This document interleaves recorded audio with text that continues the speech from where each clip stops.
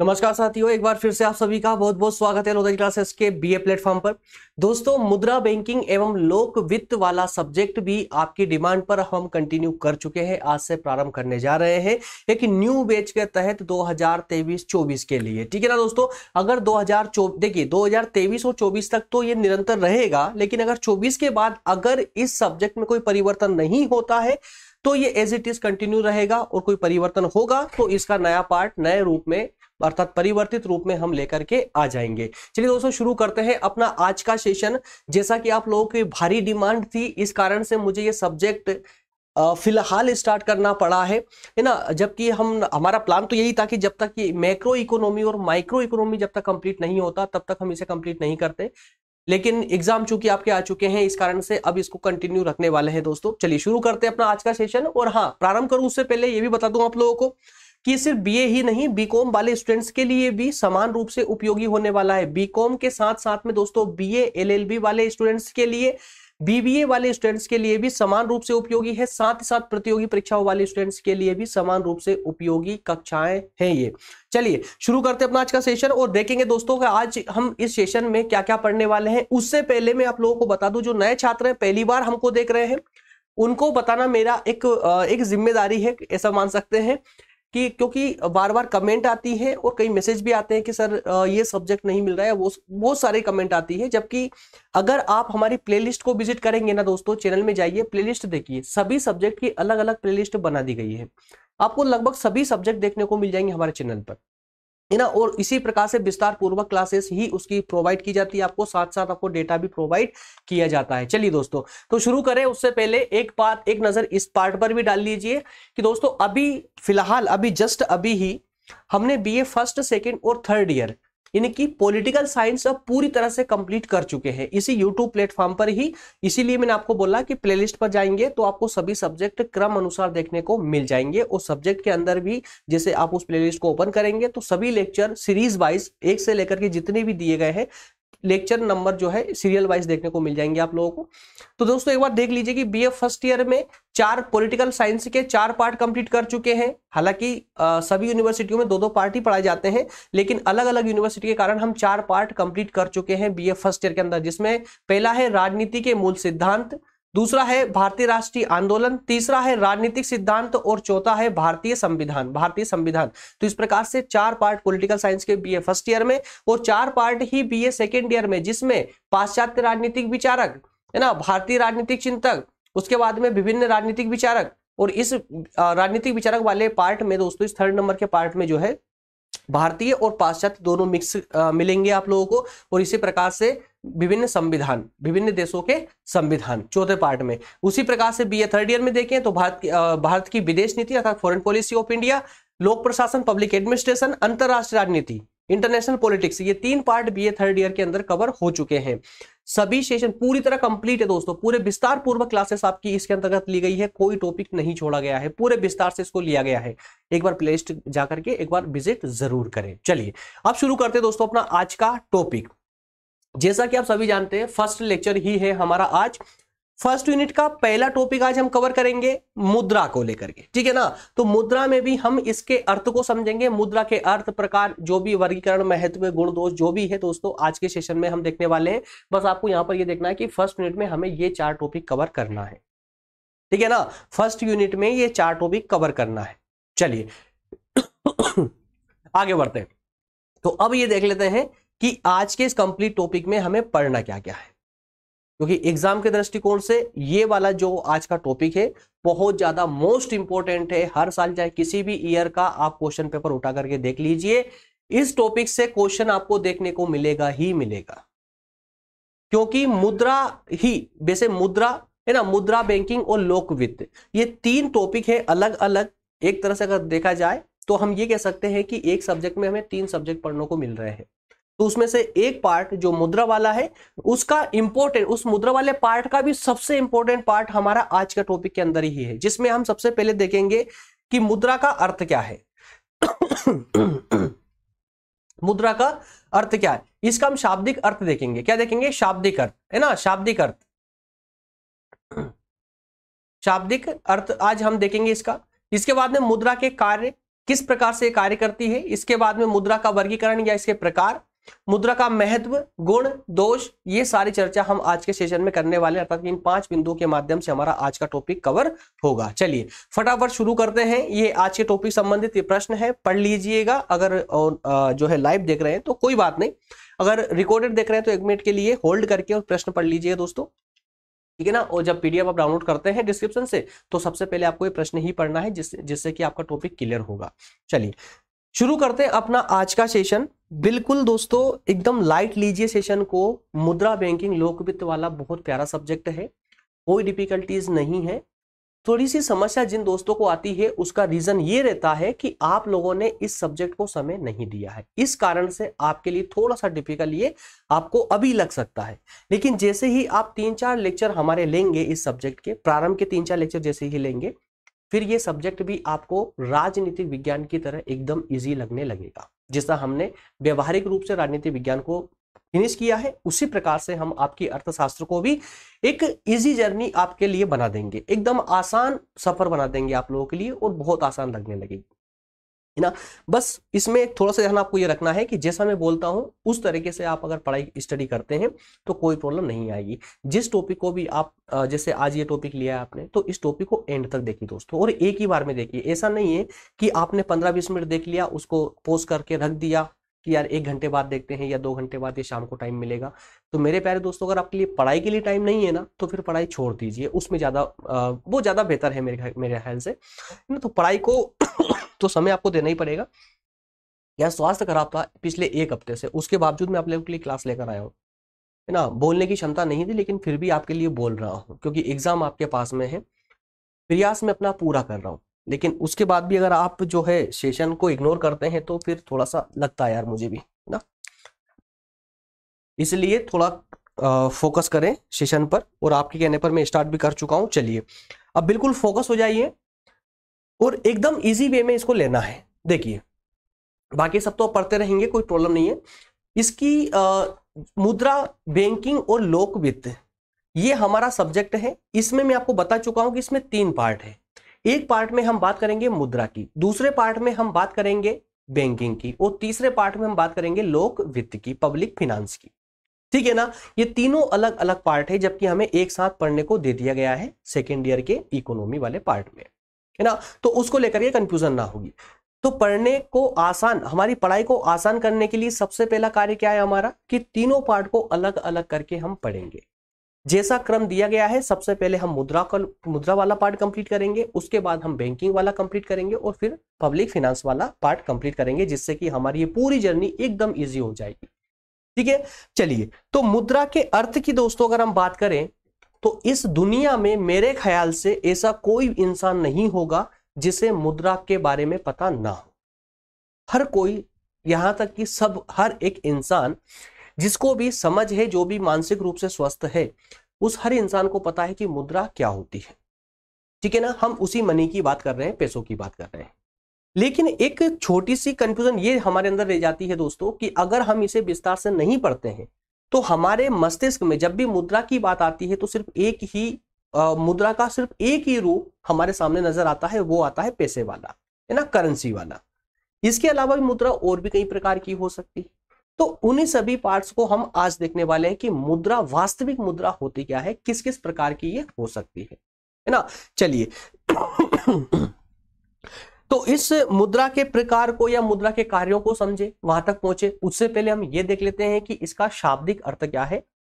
शाब्दिक अर्थ की दोस्तों अगर हम बात करें, तो यहां पर लिखा हुआ, ध्यान दीजिए कि जो मुद्रा है ये अंग्रेजी के मनी शब्द का ट्रांसलेशन वर्ड है। हिंदी शब्द जो है मुद्रा, ये अंग्रेजी के मनी शब्द का ट्रांसलेशन है ना। अच्छा, तो अब प्रश्न ये उठता है कि ये मनी जो अंग्रेजी शब्द है, ये कहां से आया था। तो मेरे प्यारे दोस्तों, यहां पर अलग अलग विद्वान रहे हैं। कुछ विद्वानों का मानना कुछ और है, और कुछ विद्वानों का मानना उनसे थोड़ा सा अलग है। और वो क्या क्या है, देखिए, एक श्रेणी के जो विद्वान रहे हैं, उनका मानना ये है कि जो ये मनी शब्द है ना, ये मोनेटा शब्द से आया। कहां से आया, मोनेटा शब्द से। और मोनेटा शब्द क्या है दोस्तों, तो ये लैटिन भाषा का एक शब्द है, मोनेटा शब्द, है ना। और इस मोनेटा का मतलब होता है एक देवी, मतलब एक धार्मिक नाम है ये, एक तरह से मोनेटा, है ना। मोनेटा एक धार्मिक नाम है, मतलब एक देवी का नाम था, एक देवी का नाम था। जिनका नाम था देवी जूनो। क्या नाम था? देवी जूनो। ये रोम की देवी हुआ करती थी। रोम की देवी जूनो है। ये पेन क्यों चल रहा भाई? ठीक है ना। तो अब यहाँ पर ये ध्यान दीजिए कि हिंदी का मुद्रा अंग्रेजी के ट्रांसलेटेड वर्ड मनी से आया है, और ये अंग्रेजी का मनी वर्ड लैटिन भाषा के मोनेटा शब्द से आया है, और मोनेटा का अर्थ होता है देवी जूनो। क्या है? देवी जूनो का नाम है ये, देवी का, या कहें कि रोम की देवी का नाम है। तो प्राचीन समय में एक ऐसी धारणा थी कि उस समय में रोम में सिक्कों का जो निर्माण किया जाता था, सिक्कों की जो ढलाई की जाती थी ना, वो देवी जूनो के मंदिर में की जाती थी। इसी कारण से देवी जूनो के नाम से ही, अर्थात मोनेटा के नाम से जो है इस मुद्रा का नाम प्रचलित हुआ। पहली मान्यता। अब मुद्रा को लेकर दूसरी मान्यता यह है कि यहीं पर कुछ विद्वानों का मानना यह है कि जो अंग्रेजी शब्द है मनी, ये लैटिन भाषा के ही एक पेक्यूनिया शब्द से इसकी उत्पत्ति हुई है। किससे? पेक्यूनिया शब्द से। क्या है भाई? ये पेक्यूनिया शब्द जो है पेकस शब्द से बना। किससे बना? पेकस शब्द से बना। और इस पेकस शब्द का मतलब क्या होता है? पशुधन। क्योंकि प्राचीन समय में पैसा तो था नहीं, तो उस समय में संपत्ति क्या हुआ करती थी?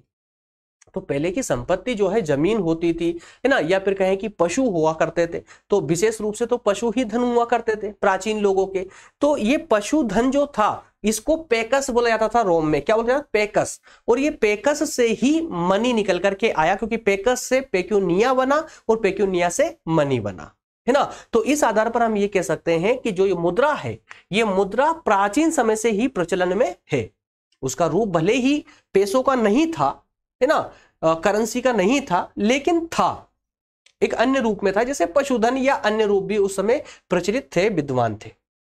क्लियर है? चलिए, आपके एग्जाम के दृष्टिकोण से दोस्तों यहां पर मैं दो परिभाषाएं आप लोगों के लिए दे रहा हूं। दो परिभाषा, एक किन्स साहब की और एक दे रहा हूं केंट साहब की, है ना। किन्स साहब का देखिए यहां पर कहना है कि मुद्रा की संस्था मानवीय सभ्यता और दूसरी सभी आवश्यक संस्थाओं के समान बहुत पुरानी है। देखिए किन्स साहब ने क्या कहा है कि मुद्रा का जो प्रचलन है ना, ये मानव सभ्यता के बाद का नहीं, बल्कि मानव सभ्यता के साथ का ही रहा है।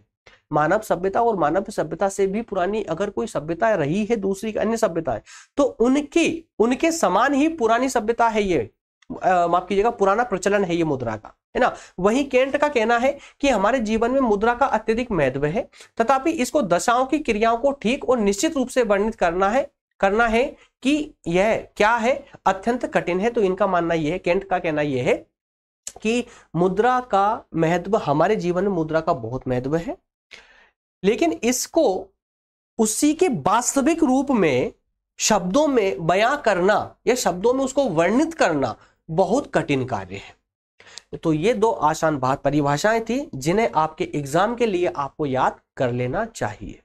ठीक है, तो दोस्तों बताइए मुझे, क्या शाब्दिक अर्थ क्लियर हुआ आप लोगों का? इसमें कोई डाउट नहीं होना चाहिए। चलिए अब दोस्तों हम आगे बात करेंगे। अब बात करेंगे हम मुद्रा के कार्य की, कि मुद्रा के कौन कौन से कार्य हो सकते हैं। तो मेरे प्यारे दोस्तों, यहाँ पर हम 4 प्रकार के मुद्रा के विशेष कार्यों को देखने वाले हैं, और इसके बाद हम देखेंगे मुद्रा के प्रकारों को, है ना। तो पहले अभी हमने मुद्रा का शाब्दिक अर्थ समझा, जिसमें हमने 2 मान्यताओं को देखा, है ना, एक देवी जूनों का और एक पशुधन वाला। ठीक है ना। अब दूसरे पार्ट में हम देखने वाले हैं कि इस मुद्रा का कार्य क्या है, किस किस प्रकार से कार्य करती है। तो ये इसके 4 प्रकार हम देखने वाले हैं, जो आपके एग्जाम के दृष्टिकोण से तो पर्याप्त है, एकदम सफिशिएंट है, कुछ भी कमी नहीं महसूस नहीं होगी आपको इसके अंतर्गत। देखिए सबसे पहला कार्य दोस्तों, अगर प्राथमिक कार्य की बात करें, प्राथमिक कार्य मतलब कि सबसे प्रमुख कार्य मुद्रा का, तो क्या होता है? एक तो होता है विनिमय का माध्यम होता है, ये वस्तु के लेन देन करने के लिए पैसों की आवश्यकता होती है। दूसरा होता है किसी भी वस्तु का मूल्य निर्धारित करने के लिए, मतलब ये कि जैसे अगर मेरे पास ये प्रेजेंटर है तो ये कितने का है, ये कैसे पता चलेगा मुझे? जब मुद्रा मार्केट में प्रचलन में होगी, बाजार में प्रचलन में होगी, तभी तो बता पाएंगे ना कि ये 500 का है या 1000 का है या 10,000 का है ना। तो किसी भी वस्तु का हमें मूल्य निर्धारित कैसे होता है? जब उसका मूल्य का मापक, और मूल्य का मापक कौन होता है दोस्तों? मुद्रा होती है। तो मुद्रा का सबसे प्रमुख अगर कोई कार्य होते हैं तो ये 2 कार्य होते हैं। कौन कौन से? विनिमय का माध्यम है मुद्रा, और एक मूल्य का मापक है। एक क्लियर हुआ ना। दूसरे की अगर बात करें दोस्तों, दूसरा है द्वितीयक या सहायक कार्य। क्या है? द्वितीयक या सहायक कार्य, है ना। तो द्वितीयक या सहायक कार्य के अंदर हमें 3 प्रकार के कार्यों पर चर्चा करनी है। एक है स्थगित भुगतानों का मान, दूसरा मूल्य का संचय, तीसरा मूल्य का हस्तांतरण। आगे मैं पूरा विस्तार से इनको समझाने वाला हूं, पूरा विस्तार से बताने वाला हूं, ताकि आपकी कंफ्यूजन पूरी तरह खत्म होती चले। तीसरा, आकस्मिक कार्य। बहुत सारे स्टूडेंट ऐसे हैं जिन्होंने पहले कभी थोड़ा बहुत पढ़ रखा है, वो जिनको एक शब्दों से समझ आ रहा है। जैसे एक नंबर में क्या है भाई, प्राथमिक कार्य। प्राथमिक कार्य कौन से? सबसे महत्वपूर्ण जो कार्य होते हैं वो प्राथमिक कार्य होते हैं। द्वितीय कार्य, प्राथमिक कार्य के बाद में जो कार्य होते हैं लेकिन इंपॉर्टेंट होते हैं, है ना, महत्वपूर्ण होते हैं, वो सहायक कार्य के रूप में जाएंगे। उसको आकस्मिक कार्य। आकस्मिक कार्य मतलब जो अचानक से आवश्यकता पड़ जाए, है ना। चौथे की बात करें तो विविध कार्य, मिसलिनियस, जो इन तीनों कैटेगरी में 1, 2 और 3 में रह गए हैं, उनको हम 4 नंबर में डाल देंगे, ठीक है ना। तो इस प्रकार से इन चारों का आइए थोड़ा सा विस्तार से दोस्तों हम यहां पर इनको समझने का प्रयास करते हैं। प्राथमिक या मुख्य कार्य, सबसे पहले विनिमय का माध्यम। अर्थशास्त्र में जितना संभव हो सकता था उतनी आसान भाषा में मैं इनको लेकर के आया हूं, उतनी आसान, संभवतः अधिक से अधिक आसान करने का मैंने इनको प्रयास किया है। किसी पुस्तक में आपको इतनी आसान भाषा में ये एज इट इज देखने को नहीं मिलेंगे, ठीक है ना। डेटा मैं पुस्तक से ही लेता हूं या कुछ गूगल से लेना पड़ता है, कुछ सीरीज से लेना पड़ता है, जहां मुझे अच्छा लगता है वहां से मैं डेटा उठा लेता हूं, लेकिन उसको और मैं थोड़ा सा तोड़ मरोड़ के और आसान करने का प्रयास करता हूं, ताकि आप लोगों को पढ़ते ही समझ आ जाए, डिफिकल्ट ना रहे। और इसी कारण से मैं आपको पीडीएफ प्रोवाइड करता हूं, ताकि एग्जाम के टाइम पे बार बार रिविजन लगा सकें और अच्छे नंबर प्राप्त कर सकें। देखिए, मुद्रा का प्राथमिक जो कार्य है, प्राथमिक में भी सबसे पहला जो कार्य है दोस्तों वो है विनिमय का माध्यम। क्या है? विनिमय का माध्यम। देखिए, प्राचीन समय में वस्तु विनिमय प्रणाली प्रचलित थी। क्या थी? वस्तु विनिमय प्रणाली प्रचलित थी। मतलब वस्तु के, जैसे अगर हमें किसी वस्तु की आवश्यकता है तो उस वस्तु को लेने के लिए हमें दूसरी वस्तु देनी होती थी। तो इसका मतलब क्या हुआ दोस्तों, कि प्रत्येक व्यक्ति वस्तु का उत्पादन करता था, क्योंकि अगर उसे उसकी आवश्यकता की वस्तुएं लेनी है तो उससे एक्सचेंज करने के लिए वस्तुओं का निर्माण करना ही पड़ेगा, है ना। तो पहले वस्तु विनिमय प्रणाली थी, तो ये एक प्रकार से जटिल प्रणाली हम इसको कह सकते हैं। लेकिन जैसे ही मुद्रा का प्रचलन चालू हुआ या मुद्रा का प्रचलन हुआ, बाजार में आया, वैसे ही ये विनिमय की जो प्रणाली थी ना, वस्तु विनिमय प्रणाली, ये बहुत आसान बन गई। क्योंकि अब यहां पर किसी वस्तु को लेने के लिए वस्तु नहीं देनी पड़ती थी, बल्कि उस वस्तु को लेने के लिए मुद्रा पर्याप्त थी। क्योंकि मुद्रा में जो क्रय शक्ति थी, उस क्रय शक्ति के द्वारा अब उस मुद्रा से किसी भी वस्तु को खरीदा जा सकता था। इस प्रकार से हम कह सकते हैं कि विनिमय को लेकर के वस्तु का बहुत ज्यादा महत्व है, ठीक है ना। दूसरा जो कार्य था मूल्य का मापक। मूल्य का मापक, तो मुद्रा विनिमय, मुद्रा जो है विभिन्न वस्तुओं सेवाओं को क्रय करने में प्रयोग की जाती है, इसलिए विभिन्न वस्तुओं सेवाओं की कीमतों में मुद्रा में व्यक्त की जाती है। अब आपको कोई भी वस्तु की कीमत बतानी है या किसी सेवा की कीमत बतानी है ना, कोई सेवा आपको कितने में मिलेगी, कोई वस्तु आपको कितने में मिलेगी, तो मुद्रा में ही बताते हैं ना हम लोग। तो इस कारण से मूल्य को, किसी वस्तु या सेवा के मूल्य को मापने में भी मुद्रा का अत्यधिक महत्व है। क्लियर है यहां तक का 2 पॉइंट। चलिए अगले कार्य पर मूव करते हैं, सहायक कार्यों पर, द्वितीयक या सहायक कार्यों पर, ठीक है ना। द्वितीयक या सहायक कार्यों पर अब बात करते हैं।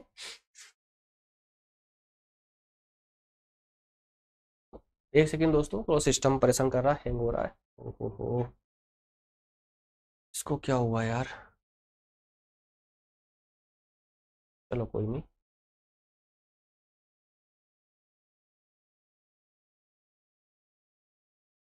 कल से थोड़ा सा ना शायद नाराज है सिस्टम भी। चलिए इस पर डिस्कशन हो चुका है। ओहो,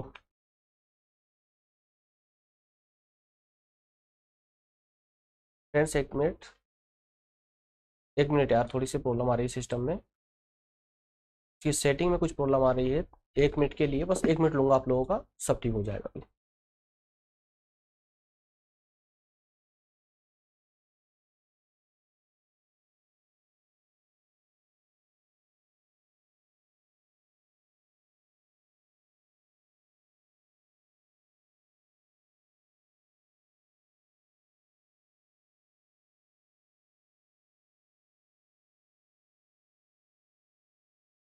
चलिए हो गया।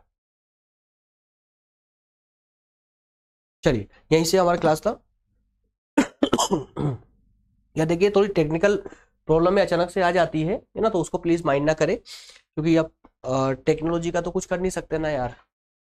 जो प्रॉब्लम है वो तो एज इट इज रहेगी, या खत्म करने का प्रयास भी करते हैं हालांकि।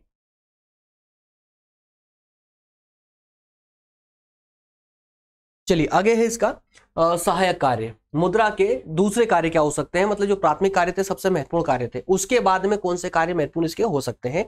तो सहायक कार्य, सबसे पहले हम देखेंगे स्थगित भुगतान, स्थगित भुगतानों का मान, स्थगित भुगतानों का मान क्या मतलब हुआ इसका दोस्तों।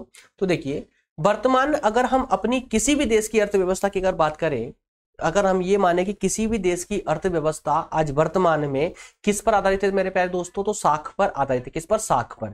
और ये साख किसको हम बोलते हैं, याद रखना, लोन को बोलते हैं। किसको बोलते हैं दोस्तों? लोन को बोलते हैं। इस शब्द को याद रख लेना, लेकिन हमें इस्तेमाल साख ही करना है, याद रखना, ठीक है ना, क्योंकि साख मतलब लोन। मुद्रा का सबसे विशेष जो प्रचलन होता है वो किस में होता है दोस्तों? ये साख निर्माण में ही तो होता है ना, पैसे से पैसा बनाना, है ना। तो चाहे किसी भी देश की अर्थव्यवस्था हो, उसकी सबसे प्रमुख विशेषता जो होती है ना, वो साख निर्माण की होती है कि कौन देश कितनी स्पीड से साख का निर्माण कर पा रहा है ना। क्योंकि देखिए जब कोई व्यक्ति उधार देता है, जब कोई व्यक्ति उधार देता है तो उस उधारी की रकम पर जो ब्याज मिलता है ना, वो ब्याज या उसको लेकर वापस रिटर्न लेने के लिए जो किस्तें निर्धारित होती है वो किस में होती है? मुद्रा में ही होती है ना, है ना। तो इसके लिए साख निर्माण के कार्य के लिए भी मुद्रा की बहुत ज्यादा आवश्यकता है। लेकिन साख निर्माण के लिए भी ये भी जरूरी है कि जो मुद्रा आपकी अर्थव्यवस्था को संचालित कर रही है वो मुद्रा स्थायी होना चाहिए, है ना। उस मुद्रा में स्थिरता बनी रहनी चाहिए। इसका मतलब क्या हुआ, कुछ नए दोस्त हैं नहीं समझ पाएंगे, समझा देता हूं मैं आपको। देखिए मुद्रा में स्थायित्व का मतलब होता है दोस्तों, जैसे अगर हम एग्जांपल लेते हैं कि भारतीय मुद्रा क्या है? रुपया। अमेरिका में क्या है? अमेरिकी डॉलर, है ना। तो अमेरिका की मुद्रा है डॉलर और भारत की मुद्रा है रुपया। अब जैसे अगर वर्तमान की बात करें दोस्तों, तो वर्तमान में लगभग 82 रुपए के बराबर $1 चल रहा है, ठीक है ना। 82 रुपए के बराबर $1 है।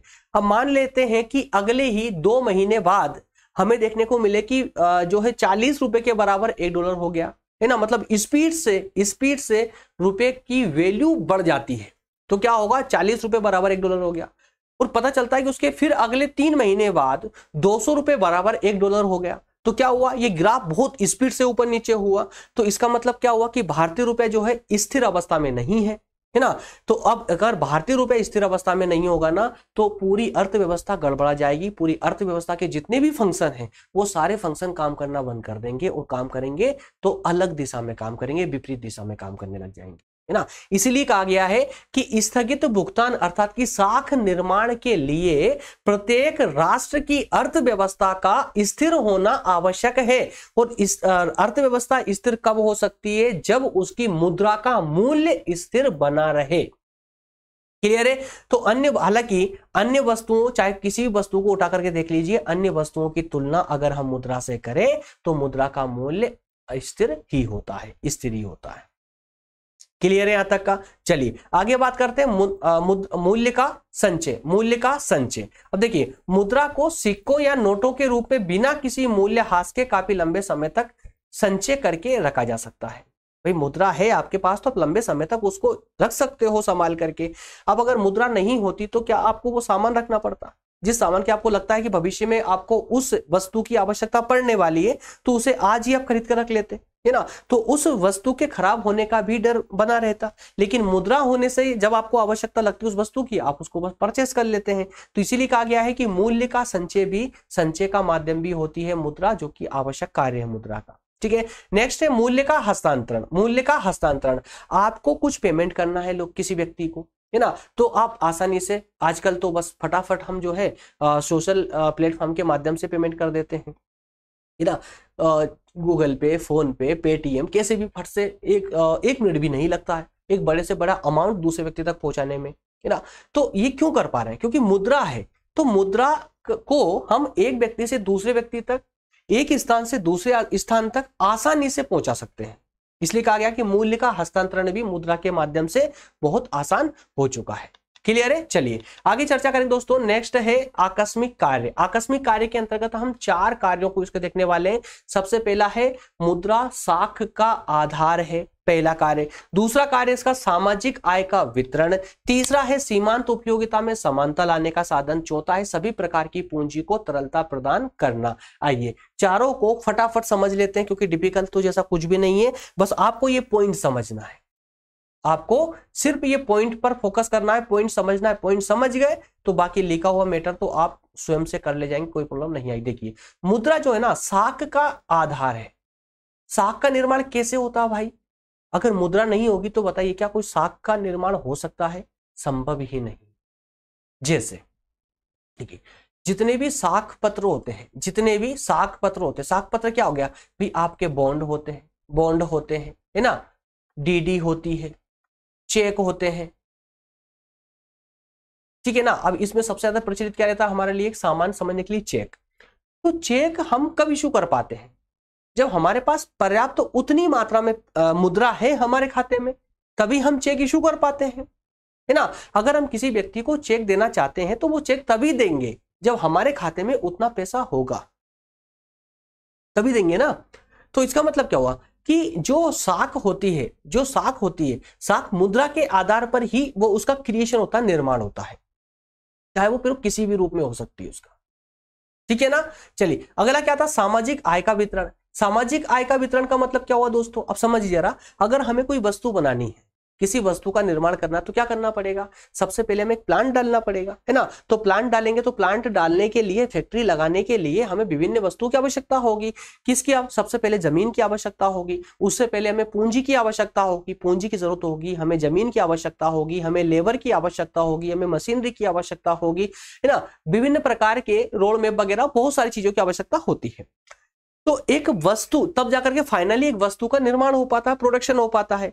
तो उस वस्तु, एक वस्तु को बनाने के लिए जितने भी साधनों की हमें आवश्यकता हुई है, तो क्या भाई वो साधन फ्री में मिल जाते हैं क्या? जहां हमने फैक्ट्री डाली है वहां जमीन फ्री में मिल जाएगी क्या? नहीं मिलेगी, रेंट पर मिलेगी। जो पैसा हमने बाजार से उठाया है फैक्ट्री डालने के लिए, क्या वो फ्री में मिल जाएगा? नहीं, ब्याज पर मिलेगा। तो जहां से पैसा लिया उसको ब्याज देना, है ना। जिससे जमीन ली उसको रेंट देना, लेबर से काम करवाया उनको मजदूरी देना, मशीनरी खरीदी हमने उसका पेमेंट करना, कच्चा माल लिया उसका पेमेंट करना। तो ये पेमेंट कैसे हो पाते हैं? अगर मुद्रा नहीं होगी तो बताइए मुझे, क्या वस्तु का निर्माण करने में आप इस प्रकार का विस्तार कर पाएंगे?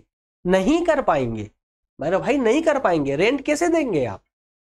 नहीं दे पाएंगे ना। ब्याज कैसे देंगे पूंजी पर? और चूंकि पूंजी ही तो ले रहे हो आप, तो पूंजी का ब्याज कैसे दोगे? तो मुद्रा के बिना आय का वितरण संभव नहीं था। अब आय का मतलब क्या हुआ यार? देखिए एक मजदूर आपके पास आकर के काम कर रहा है, तो उसकी आय तो वो मजदूरी हो जाएगी ना।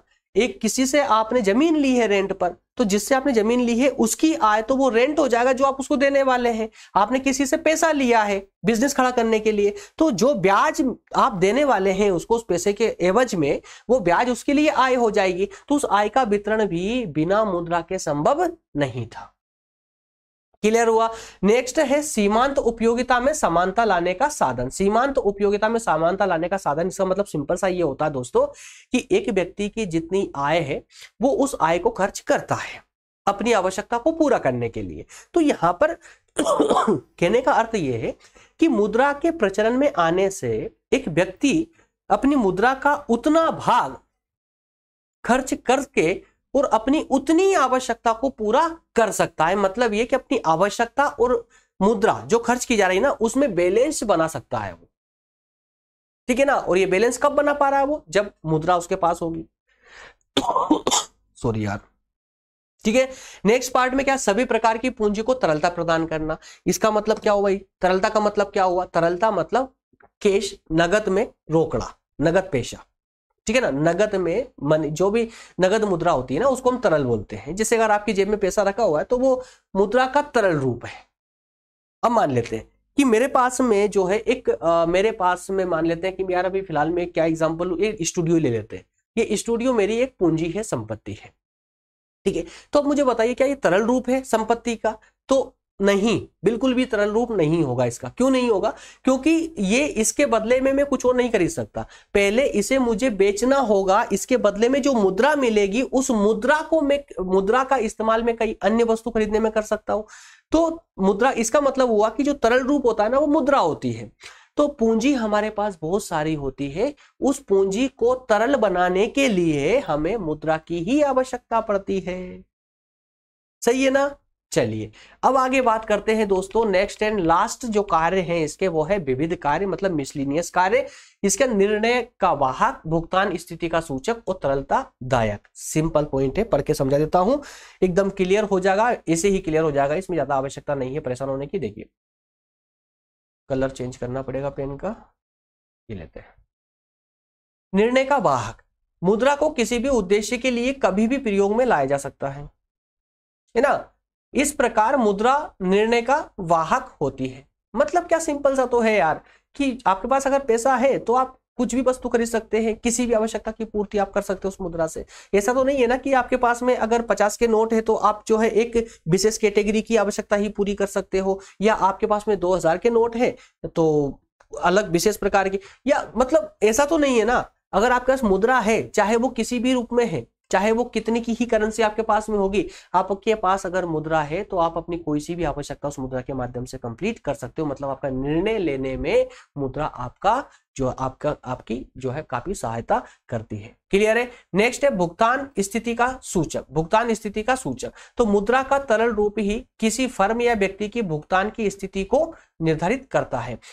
सिंपल बात है ना, आपके पास में कितना पैसा है ये मायने रखता है। और आज का वर्तमान समय तो है ही आपके पैसे का युग है ना। तो वर्तमान में तो आप देख ही पा रहे हैं कि जिसके पास पैसा, जिसकी लाठी उसकी भैंस है ना। वो जिसके पास पैसा है बस मैक्सिमम संसाधनों पर उसी का कब्जा देखने को मिलेगा। तो कहने का अर्थ यहाँ पर यही है कि मुद्रा की जितनी तरल राशि जिस व्यक्ति के पास में है या जिस फर्म के पास है, बस समझ लीजिए कि उसी की स्थिति सबसे सर्वोपरि होगी। अगर व्यक्ति की है तो समाज में, है ना, और अगर किसी व्यापारी की या कहीं कि किसी फर्म की स्थिति बेहतर है तो राष्ट्र स्तर पर उसकी स्थिति सर्वमान्य होगी, है ना। तो ये ना कि किसी व्यक्ति की या फर्म की स्थिति कौन निर्धारित करता है, मुद्रा ही तो निर्धारित कर रही है ना। जैसे अगर बैंक और बीमा कंपनियों का हम एग्जांपल ले दोस्तों, अगर इनके पास में अगर ग्राहकों को देने के लिए पर्याप्त मुद्रा नहीं होगी तो बताइए क्या ये दिवालिया नहीं हो जाएगी, ये तो दिवालिया घोषित हो जाएगी, है ना। तो इस प्रकार मुद्रा किसी व्यक्ति या संस्था की भुगतान की स्थिति का सूचक है। अगला है तरलता दायक। तरलता दायक, तो मुद्रा पूंजी का सबसे तरल रूप है। मुद्रा के रूप में पूंजी को किसी भी प्रयोग में लाया जा सकता है। किन्स के अनुसार पूंजी को निम्नलिखित उद्देश्यों के लिए तरल रूप में रखा जाता है। जरा पहले ये समझिए इसको कि मुद्रा जितने भी प्रकार की पूंजी होती है ना, उन सभी में सबसे ज्यादा तरल रूप अगर किसी का है तो वो मुद्रा का ही है, करेंसी का है। हो सकता है कि करेंसी के बाद में सोने का नंबर आ जाए, है ना, गोल्ड का नंबर आ जाए, क्योंकि गोल्ड सोने के बाद तरल मानी जाती है। गोल्ड आसानी से हम उसको बेच सकते सॉरी, ठीक है ना। तो इस प्रकार से हम कह सकते हैं कि तरलता है, तो मुद्रा सबसे तरल रूप है इसका। हॉकिंस ने कहा भी है कि मुद्रा को तरल रूप में रखने के पीछे कुछ उद्देश्य हैं। क्या क्या? 4 उद्देश्य उन्होंने बताए थे। एक तो है आय का उद्देश्य। क्या है दोस्तों? आय का उद्देश्य। मतलब क्या हुआ? आय का उद्देश्य का मतलब हुआ कि व्यक्ति को सैलरी तो महीने में एक बार मिलती है या हफ्ते में एक बार मिलती है, लेकिन उसको मुद्रा की आवश्यकता तो उसको रोजाना होती है, रोजमर्रा के सामान के लिए, है ना। तो इसके लिए व्यक्ति तरल रूप में राशि अपने पास रखता है ताकि वो अपनी रोज की आवश्यकताओं को पूरा कर सके। दूसरा उद्देश्य उन्होंने बताया सौदा उद्देश्य। अब जो व्यापारी लोग होते हैं वो अपने पास तरल मुद्रा रखते हैं, नगद मुद्रा रखते हैं। क्यों रखते हैं? ताकि वो अपना व्यापार आसानी से कर सके, रोज की आवश्यकताओं को पूरा कर सके। सावधानी उद्देश्य, तीसरा उद्देश्य सावधानी उद्देश्य। लगभग सभी लोग जो है अनिश्चित समय में अनावश्यक रूप से कहें कि अचानक आने वाली जो विपरीत परिस्थितियां होती है उनसे निपटने के लिए कुछ लोग अपने पास जमा पूंजी रखते हैं, ठीक है ना, ताकि संकट काल में उससे अपना बचाव किया जा सके। तीसरा है सट्टा उद्देश्य, शेयर मार्केट वगैरह ले लीजिए आप। तो इस प्रकार के 4 उद्देश्य किन्स ने बताए थे मुद्रा को तरल रूप में रखने के पीछे।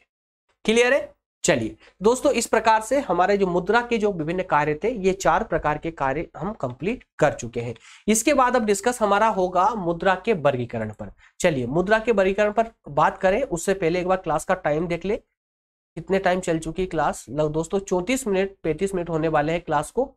तो मेरे ख्याल से क्लास को दोस्तों इसे 2 पार्ट में ही ला पाएंगे, क्योंकि अभी मैं आपको हालांकि बता भी चुका हूं एक हफ्ते से स्वास्थ्य कुछ गड़बड़ था, प्रॉब्लम थी, है ना। एक हफ्ते में अब क्लासेस हमने कंटिन्यू की है, तो अभी लगभग यार 34-35 मिनट कंटिन्यू बोलने से एनर्जी काफी डाउन होती जा रही है, और इतनी क्षमता नहीं है कि मैं प्रॉपर तरीके से इतने लॉन्ग टाइम तक खड़ा रह पाऊँ, क्योंकि एक हफ्ते से बेड पर थे, है ना। तो इसलिए मैं माफी चाहूंगा दोस्तों। इसका जो नेक्स्ट पार्ट है ना, इसका मतलब इसको इस पूरे टॉपिक को 2 पार्ट में इसको हम कवर करेंगे। अगला पार्ट मैं डिस्क्रिप्शन में डाल दूंगा। अगर आप लाइव नहीं देख रहे हैं, अगर आप रिकॉर्डेड वीडियो देख रहे हैं ना, तो आपको पक्का डिस्क्रिप्शन में उसके सेकंड पार्ट की लिंक मिल जाएगी। आप आसानी से वहां से उसको डिस्क्रिप्शन से क्लिक करना, सेकंड पार्ट इसका देख लेना, वहां से आपको आसानी से मिल जाएगा, ठीक है ना। मुद्रा के प्रकार, वर्गीकरण वहां पर स्पष्ट लिखा होगा, उसको ओपन कर लीजिएगा। और अगर आप लाइव देख रहे हैं तो दोस्तों कुछ समय इंतजार कर लीजिएगा, मतलब कि लगभग आज का इंतजार पर्याप्त होगा, है ना। और आपको हो सकता है कि अगर आज ये आपको मैं दे रहा हूं, तो हो सकता है नाइट में आपको मैं इसका सेकंड पार्ट भी प्रोवाइड कर दूं।